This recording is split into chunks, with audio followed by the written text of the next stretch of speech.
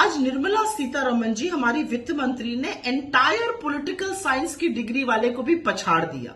America में वित्त मंत्री बोली रुपया कमजोर नहीं हो रहा है, डॉलर मजबूत हो रहा है।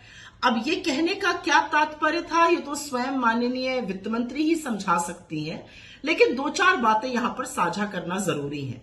इस सरकार को रुपया मिला था 54 के मूल्य पर 2014 में, 83 के पार कराने की नौबत आ गई और लगता है शतक कराकर ही दम लेंगे मोदी जी।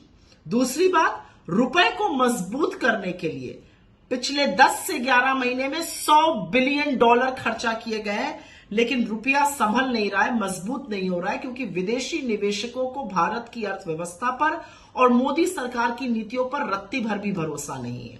तीसरी बड़ी बात, और यह जरूरी बात है समझना, 86% भारत का ट्रेड डॉलर में होता है। तो जब रुपया कमजोर होता है और डॉलर मजबूत होता है तो उसका दुष्प्रभाव हमारी अर्थव्यवस्था पर, हमारे एक्सटर्नल ट्रेड पर, हमारे इंपोर्ट हर तरह से पड़ता है।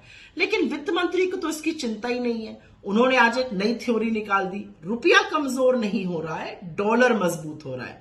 वैसे ही जैसे उनके आका ने एक बार बोला था कि सर्दी नहीं बढ़ रही है, लोगों की उम्र बढ़ गई है, वो सह नहीं पा रहे। खैर, मुझे ऐसा लगता है कि कमजोर होता रुपया महंगाई को बढ़ाता है, टूटता होता रुपया आपके खाने की थाली तक को प्रहार करता है, और इसलिए वित्त मंत्री को इस तरह के बयान देने से बचना चाहिए। लेकिन लहसुन प्याज वो खाती नहीं है, रुपया जो है वो कमजोर हो नहीं रहा है, बेरोजगार है नहीं, फ्री फंड का खाना मिल रहा है, महंगाई कहीं दिखती नहीं है, यही सब बातें कहकर काम चलाया जा रहा है। देश की जनता जूझ रही है तो जूझ रहे, उनसे उनको क्या मतलब है।